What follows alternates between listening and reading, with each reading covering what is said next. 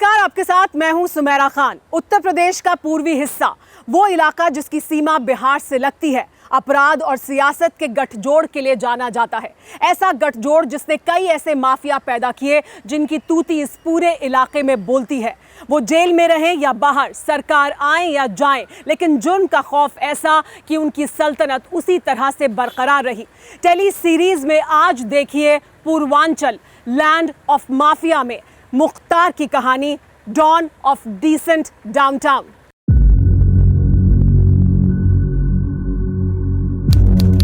8 जुलाई 2018 सुबह 7:30 बजे, झांसी जेल, उत्तर प्रदेश। 8 जुलाई की सुबह झांसी जेल का मेन गेट खुलता है।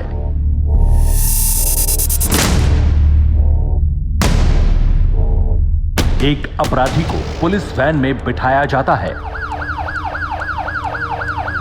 और फिर यह गाड़ी तेज रफ्तार से ग्वालियर हाईवे की तरफ बढ़ जाती है। 12 घंटे बाद, 500 किलोमीटर के सफर के बाद यह पुलिस वैन उत्तर प्रदेश की बागपत जेल के बाहर रुकती है।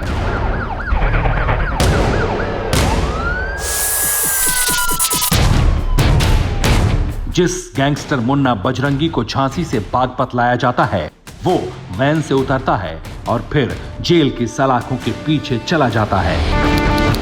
9 जुलाई 2018 सुबह 6:30 बजे, बागपत जेल, उत्तर प्रदेश। अगले ठीक 11 घंटे बाद जेल की तन्हाई सेल से बाहर टहलते हुए मुन्ना बजरंगी की हत्या की जाती। जेल में बेहद करीब से उसके जिस्म को गोलियों से छलनी कर दिया। गैंगस्टर मुन्ना बजरंगी की हत्या बागपत जेल में बंद दूसरे कैदी सुनील राठी ने की थी, जिसने मर्डर के लिए माउजर की पूरी मैगजीन खाली कर दी। बागपत जेल में गैंगस्टर मुन्ना बजरंगी की हत्या मुंबईया फिल्मों की स्क्रिप्टेड कहानी जैसी थी। वेस्टर्न यूपी का गैंगस्टर इसी ताक में था। कब बागपत जेल में मुन्ना बजरंगी आता है और कब वो जेल के भीतर ही माउजर की मैगजीन मर्डर के लिए खाली कर, ये आशंका बेमानी और अनजानी भी नहीं थी। मुन्ना बजरंगी की पत्नी ने 10 दिन पहले ही पति की जेल में हत्या की आशंका जता दी। मेरे पति की जान को खतरा है, उन्हें उचित सुरक्षा दी जाए। कुछ सफेद पोश प्रभावशाली व्यक्ति हैं, वो सब मिलकर इस साजिश को अंजाम देना चाह रहे हैं। अब सवाल उठता है, मुन्ना बजरंगी कौन था? मुन्ना बजरंगी के जुर्म की सल्तनत उत्तर प्रदेश के पूर्वांचल के भदोही, मऊ, गाजीपुर, वाराणसी और जौनपुर में चलती थी। उसके जुर्म की दुनिया का रिश्ता यूपी से महाराष्ट्र तक था। वो पूर्वांचल के दुर्दांत गैंगस्टर मुख्तार अंसारी का दाहिना हाथ था। इसलिए जब मुन्ना बजरंगी की जेल के भीतर स्क्रिप्टेड हत्या हुई, तब मुख्तार अंसारी उत्तर प्रदेश की बांदा जेल में बंद था। मर्डर के बाद मुख्तार अंसारी को भी मुन्ना बजरंगी जैसे अंजाम का खौफ सताने लगा। मेरे ऊपर 3-4 बार आक्रमण हो चुका है और मेरे परिवार के, मेरे घर के लोगों की हत्याएं हो चुकी हैं। मेरे बड़े भाई पे आक्रमण हुआ था, उनके साथ गाड़ी में 4 लोगों की हत्या हो चुकी है 91 में। 2004 में मेरे ऊपर, 2001 में मेरे ऊपर आक्रमण हो चुका है। 6.5 फीट लंबे और रौबदार मूंछों वाले जिस मुख्तार अंसारी को जेल में जान जाने का डर सता रहा है, वो मुख्तार पिछले 3 दशकों से पूर्वांचल के सबसे खतरनाक माफियाओं में एक है। इन दिनों मुख्तार पंजाब की अमृतसर जेल में बंद है और उत्तर प्रदेश की तमाम जगहों पर उसके जुर्म लोग की निशानियों पर बुलडोजर चल रहे हैं। उत्तर प्रदेश की योगी सरकार ने मुख्तार और उसके गैंग की बेनामी संपत्तियों को जमींदोज करने का सिलसिला शुरू किया है। लखनऊ में बेटे की बेनामी संपत्ति को गिराया गया तो मऊ में मुख्तार के संरक्षण में उसके खासम खास रईस कुरैशी के बूचड़खाने पर बुलडोजर चला दिया। इसी तरह गाजीपुर यानी मुख्तार के गढ़ में उसके करीबियों पर शिकंजा कसा गया। ये तस्वीरें क्या कहती हैं? मुख्तार अंसारी कौन है? कैसे वो पूर्वांचल का सबसे खूंखार अपराधी बना? उसकी पृष्ठभूमि क्या है? और योगी सरकार का ऑपरेशन मुख्तार क्यों? दरअसल उत्तर प्रदेश का पूर्वांचल माफियाओं का गढ़ है, जिसमें हरिशंकर तिवारी, श्री प्रकाश शुक्ला, राजा भैया, ब्रजेश सिंह, मुख्तार अंसारी और अतीक अहमद जैसे नाम शामिल हैं। टेली सीरीज के इस एपिसोड में पूर्वांचल का वो अपराध जगत जिसकी अहम कड़ी है मुख्तार अंसारी। आज के दौर में उत्तर प्रदेश के पूर्वांचल में मुख्तार और उसके गैंग की तूती बोलती है। ये माफिया मुख्तार अंसारी की आखिरी आजाद तस्वीर है। उत्तर प्रदेश के मऊ दंगों के दौरान खुली जीप में शहर की सड़कों को रौंदता ये मुख्तार अंसारी है।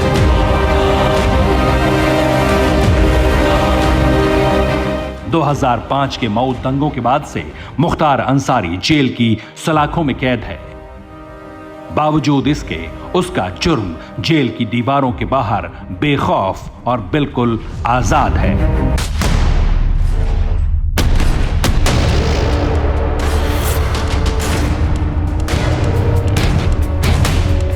आपने अक्सर देखा होगा कि अपराधी अपराध की दुनिया में मुकाम हासिल करने के बाद नेतागिरी का दामन थाम लेते हैं। वो किसी पार्टी के साथ शामिल हो जाते हैं और फिर विधायक या सांसद बन जाते हैं। ये माफियाओं के माननीय बनने की कहानी है। पूर्वांचल के डॉन मुख्तार अंसारी की भी ठीक ऐसी ही कहानी है। ये उस शख्स की कहानी है जिसे आप हजारों की भीड़ में पहचान सकते हैं।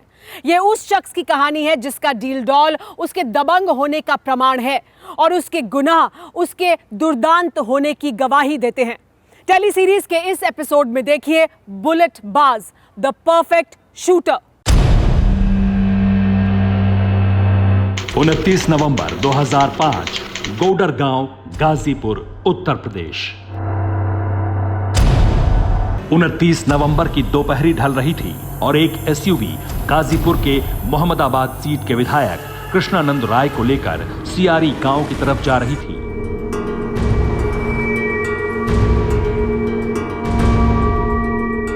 ये बीजेपी विधायक कृष्णानंद राय की आखिरी भूल थी। विधायक सियारी गांव गए, एक क्रिकेट मैच का उद्घाटन किया, फिर गनर, ड्राइवर और अपने करीबियों के साथ कनुआन गांव की ओर जाने लगे।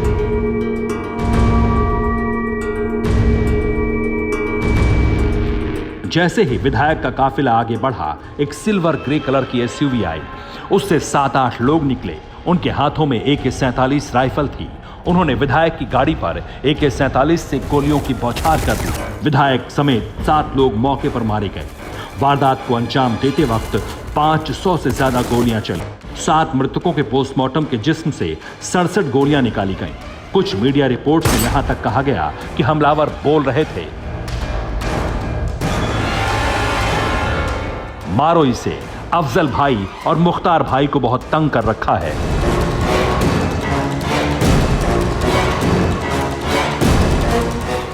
बीजेपी विधायक कृष्णानंद राय दबंग थे। इलाके में उनके बाहुबल का भी जोर था, लेकिन उनका गुनाह इतना था कि कृष्णानंद राय उस मोहम्मदाबाद सीट से विधायक बने थे जहां अंसारी खानदान की तूती बोलती थी। 500 राउंड गोली जा चलती है, लेकिन न्याय आता है कि उसने मारा ही नहीं, वो बरी हो जाता है। उसने नहीं मारा तो किसने मारा? वो आत्महत्या तो नहीं न किए थे। कृष्णानंद राय था मोहम्मदाबाद में, उनकी हत्या से इन्होंने अपराध शुरू किया। उसके बाद लगातार अपराध करते गए। विधायक कृष्णानंद राय हत्याकांड ने पूरे देश में सनसनी मचा दी। इस हत्याकांड को सटीक मुखबिरी के दम पर अंजाम दिया गया। हत्याकांड के दिन कृष्णानंद राय अपनी बुलेट प्रूफ कार से नहीं थे।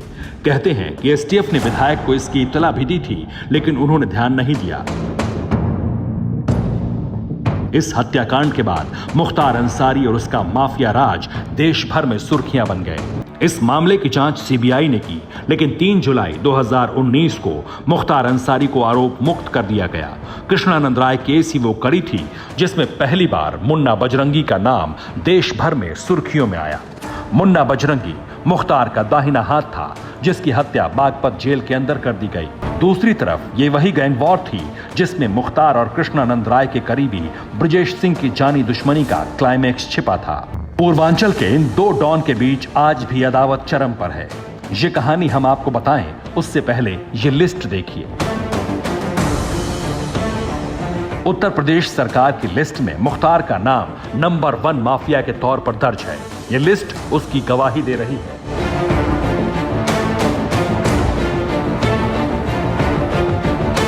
उत्तर प्रदेश पुलिस के अलग अलग थानों की क्राइम फाइल में मुख्तार पर 40 से अधिक केस दर्ज हैं। चंद अपराधों को छोड़ दें तो ऐसा कोई संगीन जुर्म नहीं जिसके आरोप मुख्तार अंसारी के सिर पर नहीं लगे हैं। मुख्तार का दबदबा बलिया, गाजीपुर, वाराणसी, जौनपुर, मऊ जैसे जिलों में है। ये वही इलाका है जहां ब्रजेश सिंह की भी तूती बोलती थी। दरअसल लड़कपन के दिनों में क्रिकेट खेलने और तेज गेंदबाज बनने का शौक रखने वाले मुख्तार अंसारी को शूटिंग का भी शौक था। उसने बैट बॉल के खेल से तौबा करके 1985 में 23 साल की उम्र में अपराध की दुनिया में कदम रखा। मुख्तार ने एक दीवार के सुराख से निशाना लगाकर दुश्मन को ढेर कर दिया और फिर आहिस्ता आहिस्ता जुर्म का मुख्तार बनने लगा। 1988 में मंडी परिषद की ठेकेदारी को लेकर स्थानीय ठेकेदार सच्चिदानंद राय की हत्या के मामले में नाम आया। फिर कांस्टेबल राजेंद्र सिंह की हत्या का आरोप भी उसी पर लगा।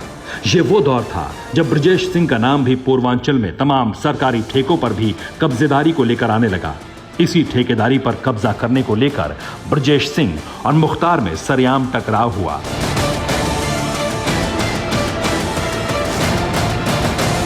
लेकिन इधर मुख्तार अंसारी पूर्वांचल का बड़ा आपराधिक किरदार बनकर उभरा तो उधर उसकी नजर सियासी सरोकार पर भी थी।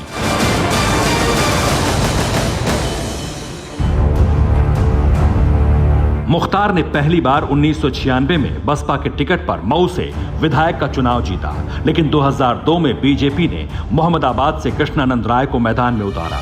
जो सीट 1985 से गाजीपुर के अंसारी परिवार के पास थी, वो 17 बरस बाद कृष्णानंद राय की झोली में चली गई। चुनाव में मुख्तार अंसारी के भाई अफजाल अंसारी हार गए।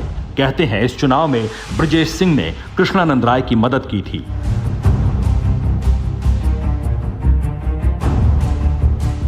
कृष्णानंद राय विधायक के तौर पर अपना कार्यकाल पूरा नहीं कर सके। 3 साल बाद 2005 में उनकी हत्या कर दी गई। कहते हैं इस हत्या को मुख्तार अंसारी ने जेल में रहते हुए अंजाम दिलवाया था।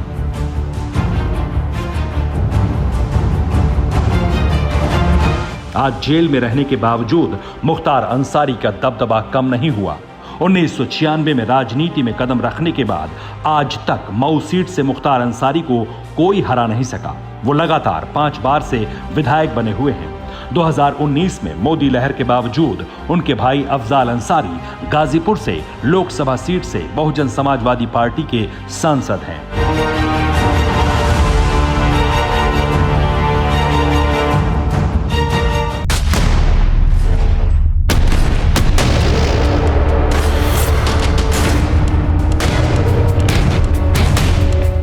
पूर्वांचल के डॉन मुख्तार अंसारी के कारनामे उसे माफिया साबित करते हैं, लेकिन यहां एक सवाल भी है। मुख्तार अंसारी भले ही पूर्वांचल के एक प्रतिष्ठित परिवार से ताल्लुक रखता है, भले ही उसके पीछे एक समृद्ध पारिवारिक विरासत है, लेकिन ऐसा क्या है कि मुख्तार अंसारी जेल में रहे या जमानत पर वो आज तक कोई चुनाव नहीं हारा? ऐसा कैसा रसूख है अंसारी परिवार का कि मुख्तार अंसारी ही नहीं, उसका भाई भी कभी सांसद बनता है तो कभी विधायक। पूर्वांचल के जितने लोग मुख्तार अंसारी का विरोध करते हैं, उतने ही उसका समर्थन भी करते हैं। टेली सीरीज के इस एपिसोड में देखिए Robin Hood, master of criminology. Mafia don Mukhtar Ansari का रिश्ता दिल्ली की इस सड़क से है, ये जानकर आप चौंक जाएंगे।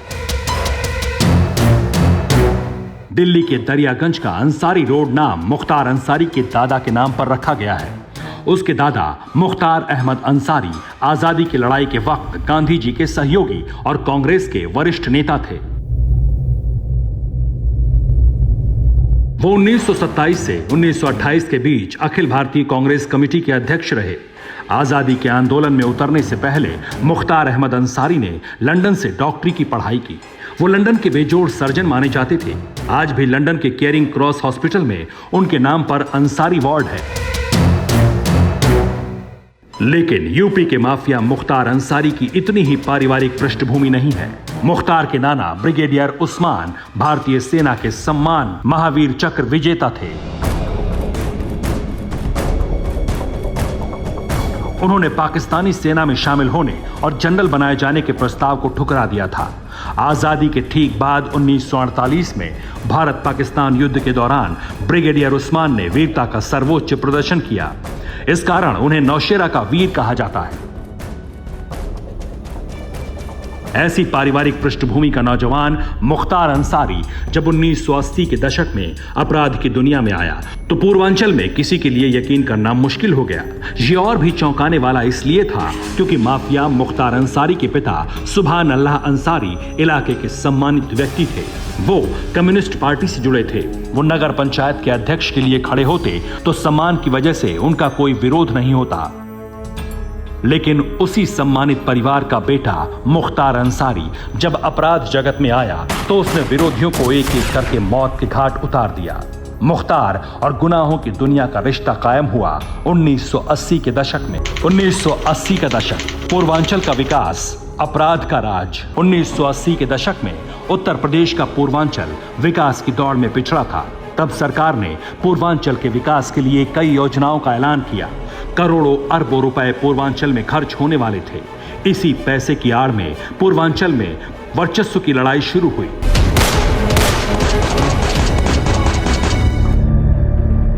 ये लड़ाई रेलवे की ठेकेदारी, सड़क और बिजली का विस्तार, सरकारी कल्याणकारी योजनाएं, शराब के ठेके के लिए हुई, जिसमें छोटे मोटे अपराधी पूर्वांचल में माफिया बनकर उभरे। इन ठेकों को हासिल करने के लिए गैंग की जरूरत थी और गैंगस्टर की भी। इसी दौर में जिंदगी ने मुख्तार को अपराध की पिच पर तेज गेंद फेंकने के लिए तैयार कर दिया। इलाके में अगर मुख्तार परिवार का रसूख जमींदार परिवार था तो सच्चिदानंद राय दबंग किस्म के ठेकेदार। एक बार सच्चिदानंद राय मुख्तार के पिता से भिड़ गए और उनके यूसुफपुर मोहम्मदाबाद वाले घर के पास पहुंचकर गाली गलौज की। बस यही गाली गलौज मुख्तार की जिंदगानी का टर्निंग पॉइंट साबित हुआ। तब मुख्तार के पिता नगर पंचायत अध्यक्ष और भाई अफजाल अंसारी मोहम्मदाबाद के विधायक थे। सियासत के पारिवारिक रसूख ने मुख्तार अंसारी को बेखौफ बना दिया। आरोपों के मुताबिक उसने सच्चिदानंद राय को उसके गांव में घुसकर गोली मारी। साधु सिंह और मखनू सिंह ने इस हत्याकांड में मुख्तार की मदद की थी। ये दोनों मुख्तार के आपराधिक गुरु थे। आरोप है कि साधु सिंह और मखनू के दुश्मन रंजीत सिंह की हत्या को मुख्तार अंसारी ने अंजाम दिया। हत्या की इस वारदात के बाद पूर्वांचल में खलबली मच गई। रंजीत सिंह का रिश्ता त्रिभुवन सिंह गैंग से था, जिसका शागिर्द ब्रजेश सिंह था। आरोप है कि ब्रजेश सिंह ने आपराधिक गुरु त्रिभुवन सिंह के कहने पर मुख्तार के गुरु साधु सिंह की हत्या कर दी। पूर्वांचल में गैंगवॉर के कारण बंदूकें गरजने लगी। सरकारी योजनाओं की ठेकेदारी, शराब के ठेकों के लिए लाशें बिछने लगी और इस तरह पूर्वांचल के दो गैंगस्टर मुख्तार अंसारी और ब्रजेश सिंह आमने सामने आ गए और एक दूसरे के जानी दुश्मन बन गए। ये 1980 के दशक के अंत का दौर था, जिसका एक अहम पड़ाव 2005 में बीजेपी विधायक कृष्णानंद हत्याकांड भी है।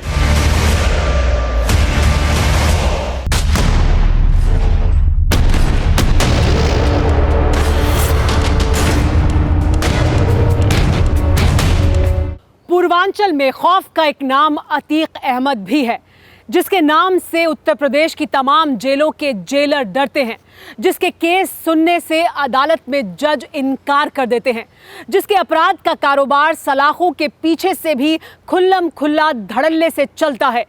वो सफेदपोश माफिया जो अपने आप को बाहुबली कहलाने में गुरेज नहीं करता। आज का प्रयागराज जब इलाहाबाद हुआ करता था, तब माफिया अतीक अहमद की वहां तूती बोलती थी। अतीक के अतीत में इतने खूनी किस्से हैं जिन्हें सुनकर किसी के भी रोंगटे खड़े हो जाएं। ऐसा माफिया जो अपनी हिस्ट्री शीट दिखाने में गुरेज नहीं करता और उसे खुल्लम खुल्ला दिखाता है। टेली सीरीज के इस एपिसोड में देखिए खुल्लम खुल्ला, क्राइम एट विल। खुद को खुदा समझने का मुगालता, बाहुबली होने का घमंड और सारी माफियागिरी खत्म हो गई।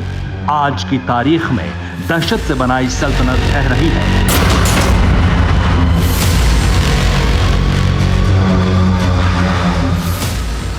एक एक मिल्कियत कुर्क हो रही है। 7वीं बार बोली लग रही है। बाहुबली जेल में बंद है। औलाद तक 2 लाख की इनामी बदमाश के तौर पर बदनाम है, लेकिन जेल में जिंदगी गुजार रहे इस बाहुबली के खौफ का खात्मा क्या इतने भर से हो जाएगा? अतीक अहमद का अतीत तो कम से कम ये नहीं बताता। 15 बरस पहले 25 जनवरी 2005।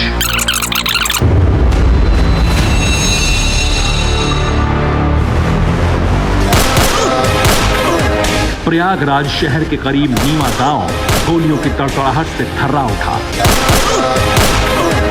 एक लड़के को गोलियों से भूनने के बाद शूटर फरार हो गए। गोली कांड में घायल लड़के को शहर के स्वरूप रानी हॉस्पिटल लाया गया, जहां उसे देखने एक विधायक लाव लश्कर के साथ पहुंचे। दोपहर 3 बजे विधायक की 2 गाड़ियों का काफिला अस्पताल के बाहर से निकला। प्रयागराज के बालसन चौराहे पर नेहरू पार्क के पास पहुंचते ही इस काफिले को कई गाड़ियों ने घेर लिया। बालसन चौराहा, इलाहाबाद।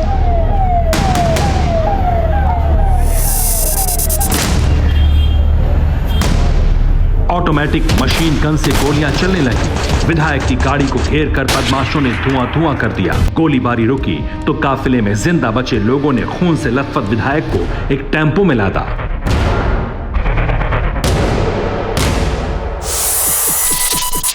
वो अस्पताल को भागे। इस बीच दिन दहाड़े गोलीकांड की खबर से शहर में सनसनी मच गई, लेकिन शूटआउट का क्लाइमेक्स अभी बाकी था। शूटर गए नहीं थे।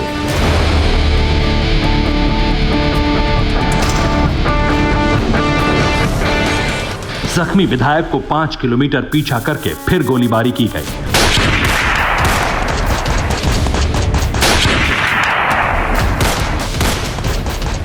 विधायक पर फिर से गोलियां बरसाई गई और अस्पताल पहुंचने पर उनके जिस्म में 19 गोलियां धंसी मिली।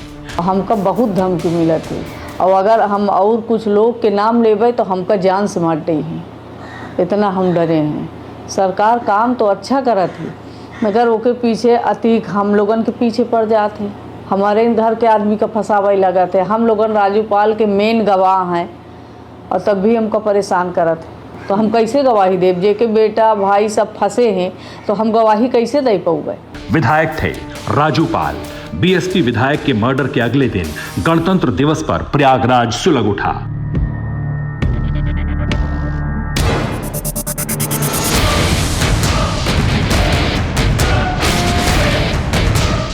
जगह जगह आगजनी, बमबारी हुई। शहर में कर्फ्यू की नौबत आ गई।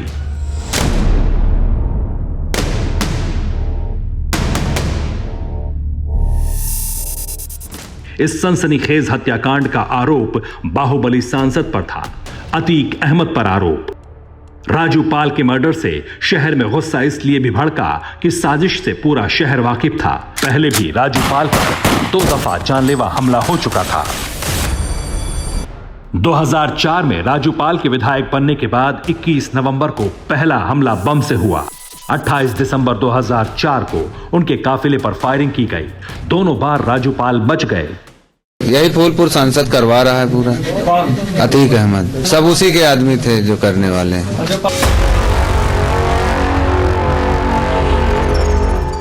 अतीक के सांसद बनते ही इस खूनी कहानी की शुरुआत हुई थी। साल 2004 तक अतीक अहमद इलाहाबाद पश्चिमी विधानसभा सीट से विधायक था। लोकसभा चुनाव आए तो अतीक ने फूलपुर सीट से चुनाव लड़ा।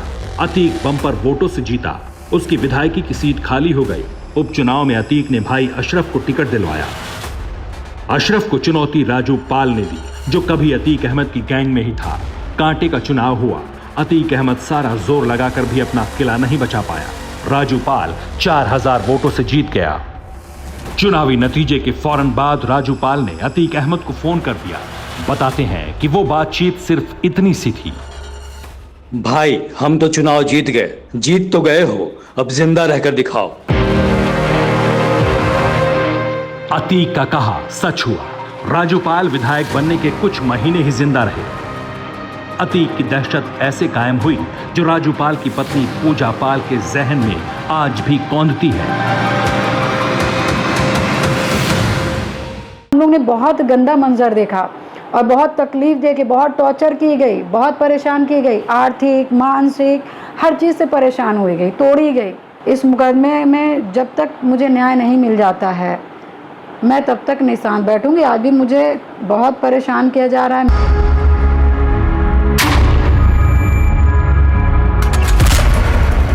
अतीक का रुआब ऐसा ही है। जेल में हो, जमानत पर हो, उसके कारनामे गाहे बगाहे सामने आते हैं। लेकिन एक तांगे वाले के बेटे के प्रयागराज के सबसे बड़े माफिया बनने तक की अतीक की कहानी किसी बंबईया फिल्म सरीखी है। अतीक अहमद के अंडरग्राउंड के किस्से भी हैरत अंगेज है।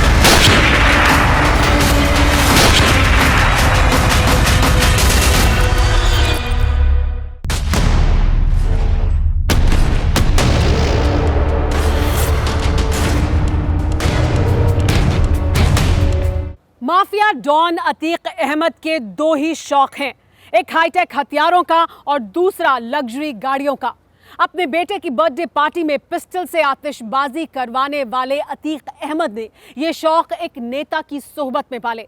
प्रयागराज के चकिया का एक लोकल गुंडा नामचीनों से दोस्ती करने का हुनर जानता था।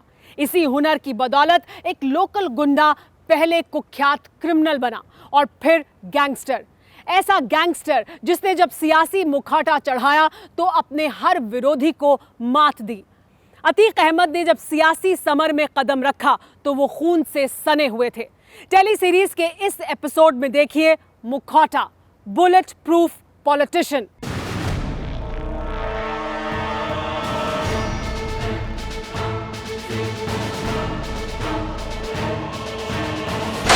चलो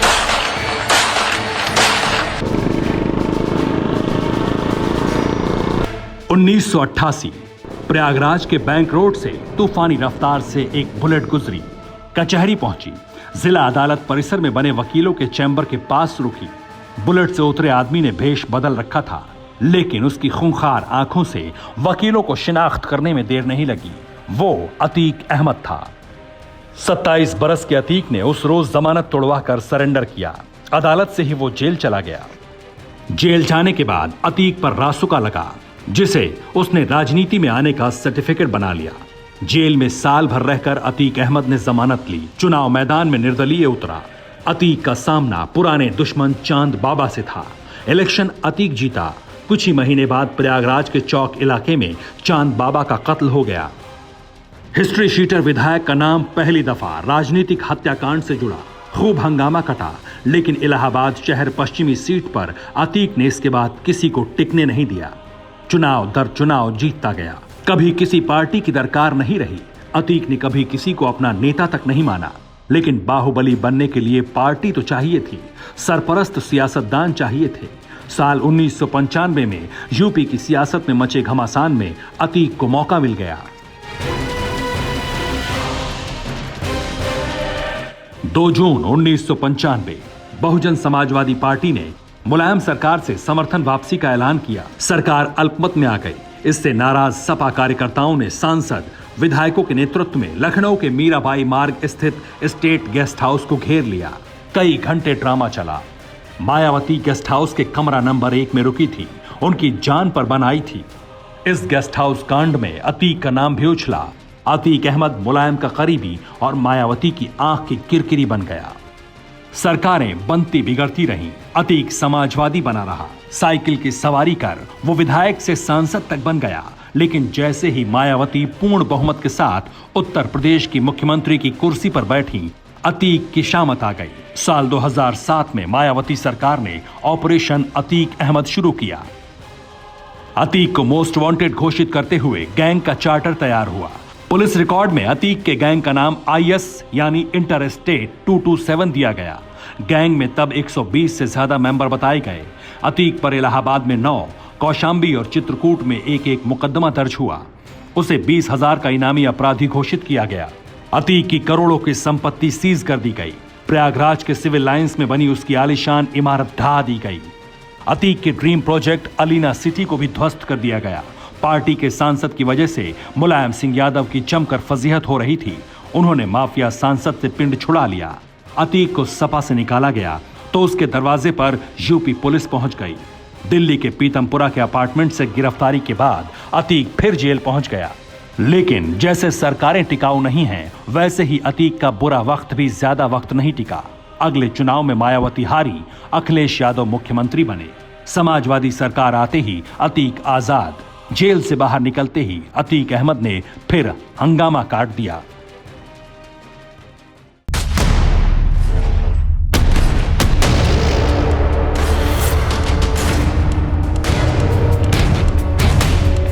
17 साल की उम्र में अतीक अहमद पर पहला मुकदमा दर्ज हुआ। पहला मुकदमा ही मर्डर का था। तब हत्या का आरोपी अतीक अहमद भागकर मुंबई चला गया। मुंबई में हाजी मस्तान के गैंग में शामिल होने की कहानियां सुनाई जाती हैं। अतीक अहमद का लेकिन दिल बहुत दिन तक मुंबई में नहीं लगा। उसे मुंबईया डॉन की जिंदगी रास नहीं आई। गैंगस्टर के तौर पर दबंगई दिखाना अतीक अहमद का स्टाइल नहीं है। अतीक अहमद खुद धौंस जमाता है, खुद अपराध को अंजाम देने में यकीन रखता है, फिर चाहे वो सलाखों के पीछे से अपहरण करना हो या फिर स्कूल कॉलेज के झगड़े हों। टेली सीरीज के इस एपिसोड में देखिए बेखौफ, मोडस ऑपरेंडी ऑफ माफिया। थप्पड़ बरसाते गुंडे, झूम कर चलता बाहुबली, अतीक के पीछे शागिर्दों का हुजूम। यही है इलाहाबादी डॉन का स्टाइल।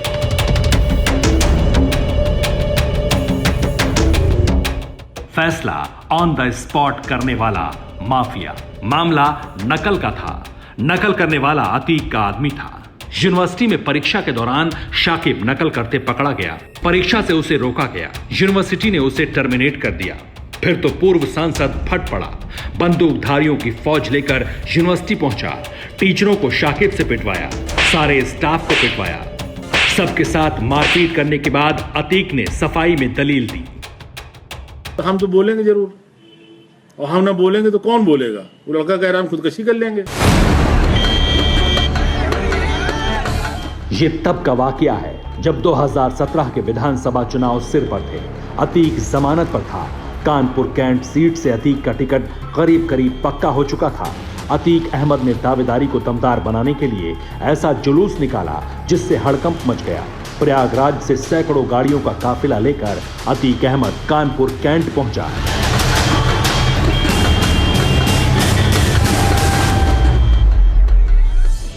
जिसमें कुल गाड़ियां 320 थी, 150 फॉर्च्यूनर, 100 सफारी स्टॉर्म और 70 दूसरी गाड़ियां।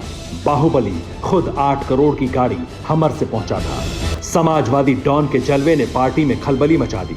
अखिलेश यादव पार्टी से बाहुबलियों का सफाया करने में लगे थे। करोड़ों की हमर से इलेक्शन जीतने आए अतीक को साइकिल की सवारी तक नसीब नहीं हुई। टिकट कटा तो खफा बाहुबली सबको कोसने लगा। बहुत चल रहा है, आपका टिकट कट जाएगा। हमने कहा कि मैं निर्दलीय विधायक बहुत रहा, मेरा कमजोर टिकट नहीं, लेकिन अगर मीडिया के दबाव में टिकट कटता है तो कट जाए, हम अपना टिकट बना देंगे। सियासी सरपरस्तों की बेरुखी के साथ माफिया की मुश्किलें बढ़ी। अब तक यूनिवर्सिटी में मारपीट का मामला हाई कोर्ट पहुंच चुका था। कोर्ट के आदेश के बाद पुलिस ने अतीक को गिरफ्तार किया। नैनी थाने से गैंगस्टर को नैनी सेंट्रल जेल भेज दिया गया। जिस जेल की दीवारों तक से अतीक की दोस्ती हो, वहां उसे कौन रोक सकता था? अतीक ने जेल से ही खेल शुरू कर दिया। किडनैपिंग, अवैध वसूली, प्रॉपर्टी पर कब्जे का कारोबार चलने लगा। साल 2017 में उत्तर प्रदेश में नई सरकार बनी। योगी आदित्यनाथ मुख्यमंत्री बने। अतीक के कारनामे इतने बढ़ चुके थे कि उसे नैनी सेंट्रल जेल से देवरिया जेल शिफ्ट कर दिया गया। देवरिया जेल के अंदर भी अतीक की दबंगई चल रही थी। चुनाव लड़ेंगे आप? बिल्कुल लड़ेंगे। किस पार्टी से लड़ेंगे? किस पार्टी से लड़ेंगे? अब तय कर लेते हैं, इसीलिए सुकून से आए हैं। अच्छा, तय कर लेते हैं। अब यही वक्त है तय करने का। अच्छा अच्छा।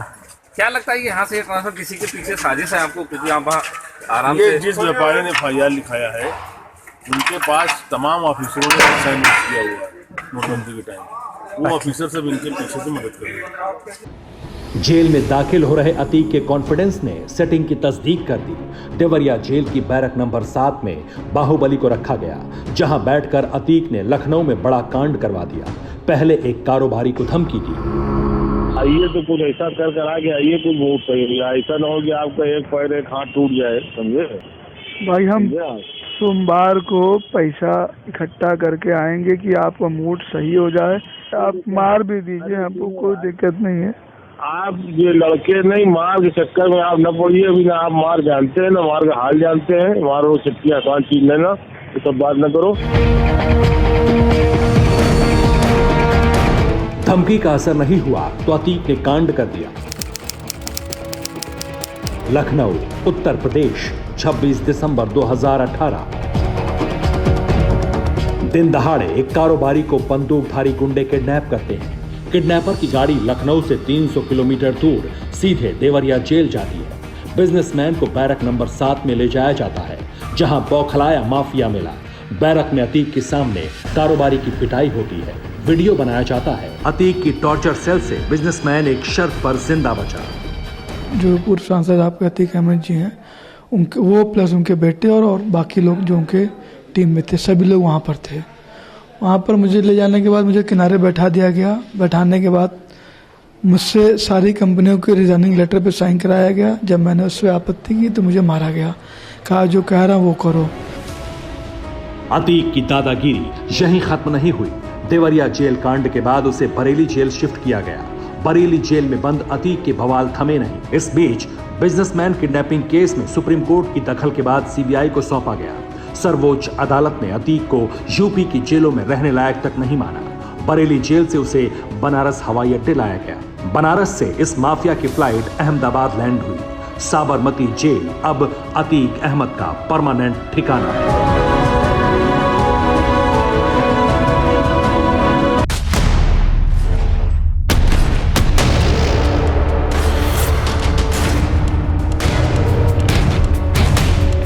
एक बार अतीक अहमद ने इलाहाबाद हाईकोर्ट में जमानत की अर्जी लगाई। 10 जजों ने सुनवाई से इनकार कर दिया। 11वें जज ने सुनवाई की, तब अतीक अहमद की जमानत हुई। यूपी सरकार अहमदाबाद में अतीक अहमद को रखने के लिए हर महीने 1 लाख रुपए खर्च करती है। पूर्वांचल में अतीक अहमद जैसे माफिया में एक नाम विजय मिश्रा का भी है, जो आजकल जान की दुहाई देता घूम रहा है। माननीय विधायक की मार्मिक कथा सुनिए टेली सीरीज के इस एपिसोड में। बम फाड़, द काउंटडाउन बिगिंस।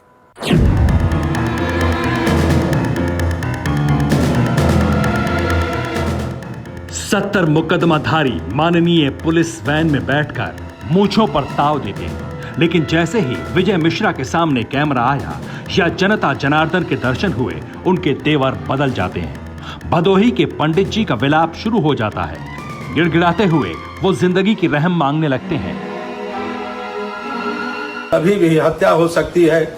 आपसे इतना ही बार बार निवेदन है कि आप अपना आशीर्वाद और विश्वास बनाए रखें। हो सकता है रात में ही हमको मार दिया जाऊं। कानून के फेर में फंसे विजय मिश्रा की गिनती पूर्वांचल के बड़े माफियाओं में होती है। वजह है भदोही में इनका दबदबा। मतदाताओं में पैठ। राजनीतिक अखाड़े में विजय मिश्रा अजेय माने जाते हैं। भदोही की ज्ञानपुर सीट से 2002, 2007 और 2012 में विजय मिश्रा विधानसभा चुनाव समाजवादी पार्टी के टिकट से जीते। साल 2017 में समाजवादी पार्टी ने टिकट काटा तो विजय मिश्रा निषाद पार्टी से लड़े। बीजेपी की सुनामी में भी उनका किला अभेद्य रहा। चुनाव जीतने के साथ ही विजय मिश्रा योगी सरकार को साधने में लगे रहे, लेकिन बात नहीं बनी। योगी राज में बाहुबलियों पर ताबड़तोड़ एक्शन शुरू हो गया, जिसमें विजय मिश्रा भी लपेटे में आ गए। उनकी धमकियों के ऑडियो वायरल होने के बाद मुकदमे दर्ज होने लगे। अब जेल बेल के खेल में विजय मिश्रा दिन रात बिता रहे हैं, अपनी मौत की आशंका जता रहे हैं। वो शायद भूल गए कि जिस बंदूक के दम पर उन्होंने अपना टेरर कायम किया, वही टेरर अब कानून के लंबे हाथ की शक्ल में उनकी गर्दन तक पहुंच गया है।